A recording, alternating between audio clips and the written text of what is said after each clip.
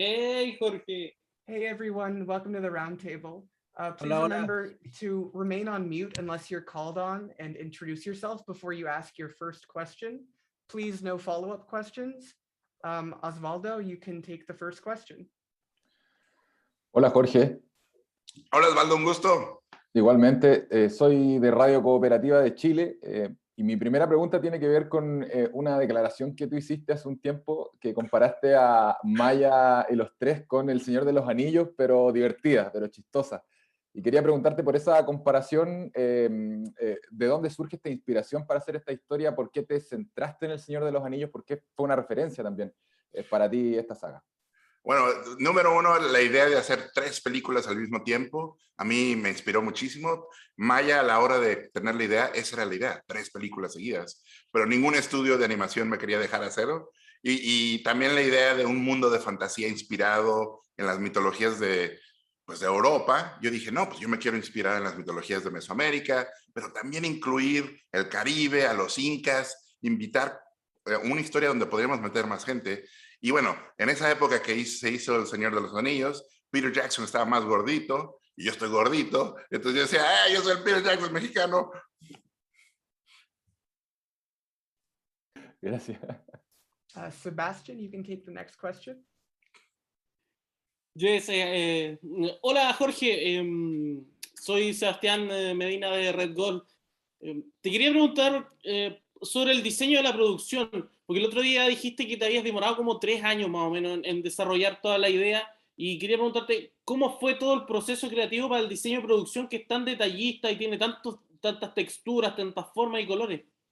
Bueno, la inspiración fue el Museo de Antropología de la Ciudad de México. Hay una sala azteca, una sala maya, una sala azteca, inclusive hay una sala inca. Entonces, ver el arte y especialmente las esculturas antiguas y decir, bueno, estos eran diseñadores de personajes. Estos eran artistas de esa época interpretando lo que veían alrededor, que es lo que hacemos los artistas. Entonces, yo veía que las plumas las hacían con barro, las pinturas, las calaveritas, y decía, bueno, mi inspiración es esto.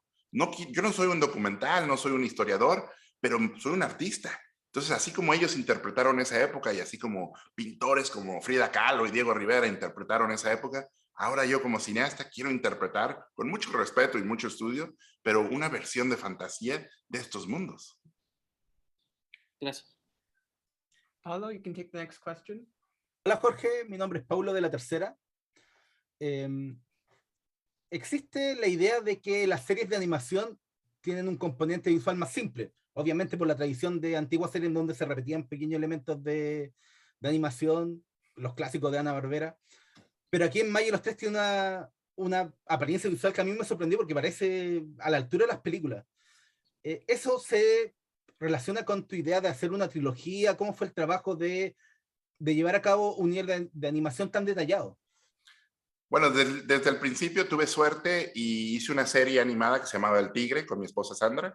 Luego, después de hacer el libro de la vida, me cambia la vida al contar una historia donde personajes se mueren y personajes ya no regresan. Entonces, cuando empezamos a desarrollar Maya, esa era la idea. En la televisión, por lo general en la animación, Bob Esponja tiene que ser el mismo Bob Esponja cuando termina el episodio que cuando empieza. Entonces, aquí era contar una historia como una novela, donde cambiaran los personajes, evolucionaran, y eso es el cine, ¿eh? Entonces esta es una serie limitada, pero en realidad es 3 películas. Yo digo que es un burrito así mexicano, y trajimos un chef de sushi y lo cortó en 9 cachitos.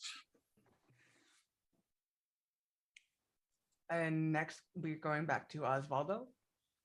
Jorge, es muy interesante que te hayas centrado en el pueblo maya. Quizás allá en México ustedes tienen un respeto mucho mayor por los pueblos originarios, pero en Sudamérica no suele suceder tanto.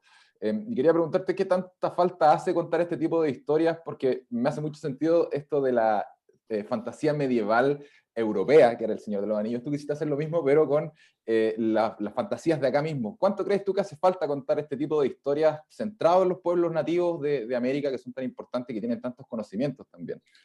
Sí, la verdad en México también, como en Latinoamérica, muchas veces vemos a las culturas antiguas como extraterrestres, como que es otra época que no tenemos nada que ver. Y me acuerdo que mi padre de niño me decía, pero mira Jorge, tú tienes sangre de guerreros, Todos tenemos sangre de guerreros, de aquí venimos. Y creo que lo que pasa mucho en la cultura popular es que idolizamos a Europa, idolizamos a Estados Unidos, idolizamos Japón, pero no estamos viendo adentro y no estamos viendo nuestras leyendas y nuestras culturas que ahí nos están esperando y son nuestras. Y muchas veces no las apreciamos hasta que un extranjero nos viene a decir, mira qué bonito lo que tienes. Entonces a mí siempre me ha causado mucho orgullo presumirle al planeta entero, mira de dónde venimos, mira de quién somos y mira lo que vamos a hacer. Entonces, yo siempre le digo a la juventud y a los niños, no vean tanto para afuera, vean para adentro. Gracias. Sebastian?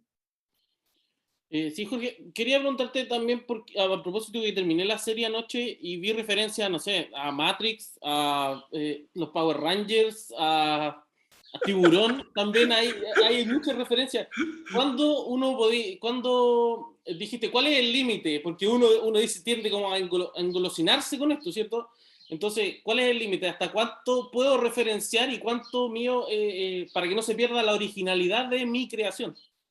Bueno, es complicado, ¿eh? Yo soy fanático de las películas de Tarantino y me encanta cómo él mete referencias, pero por lo mismo yo juego videojuegos, veo mucho anime, obviamente la historia de la animación está dentro de mí, entonces trato de usar referencias, pero que si no conoces ninguna referencia, el sentimiento y la historia y los personajes se sientan puros. Y la idea, muchas veces en Mesoamérica, la palabra sacrificio sale mucho. No, este pueblo sacrificó a gente, o hubo un sacrificio de una princesa. Entonces yo quise meterme a qué es un sacrificio. Muchas veces lo vemos como algo muy feo, pero en la vida real todos hacemos sacrificios constantemente. Entonces eso se trata, Maya. ¿Cuál es el sacrificio más grande? ¿Y por qué? Gracias. Pablo? En el primer capítulo vemos una secuencia con el clásico juego de pelota azteca, pero también vemos lucha libre. ¿Cómo fue el proceso de incorporar no solamente los elementos prehispánicos, sino también elementos de la cultura moderna? Hay trajes de personajes que son iguales a las de las clásicas muñecas mexicanas. ¿Cómo fue todo ese proceso de incorporar no solo la cultura prehispánica, sino también lo latino moderno de ahora? Bueno, fue un balance. Los Picapiedra era una referencia demasiado extrema, no queríamos irnos tanto, pero al mismo tiempo no queríamos decirle a la audiencia, no, esto es un mundo tan diferente que no te puedes conectar. Entonces la idea va a ser muy accesible. En México la tradición de las máscaras es antigua, de toda la vida. Entonces por eso quise meter algo de la lucha libre y también hace cuenta, cuando Maya sale con este vestido ridículo, bueno, en Miss Universo, cuando hacen los vestuarios de los países, México siempre sale con unos vestidos gigantescos. Entonces son referencias al presente como diciendo, esto está en nuestra sangre y viene desde el pasado y es quien somos. Osvaldo? Jorge, por la decisión de hablar en el idioma original de la serie, se habla en inglés mayoritariamente, pero también se habla en español. Hace un ratito le preguntábamos a Zoe sobre esta decisión y ella nos contaba que era parte de la herencia del ser latino actualmente en Estados Unidos, es algo que se usa mucho. Respecto de eso, quería preguntarte cómo crees tú que va a ser la recepción del público mundial respecto a esta serie. Quizás los va a confundir un poco este Spanglish, que nosotros los latinos lo entendemos muy bien, pero que quizás el europeo, el africano no va a entender de qué está pasando.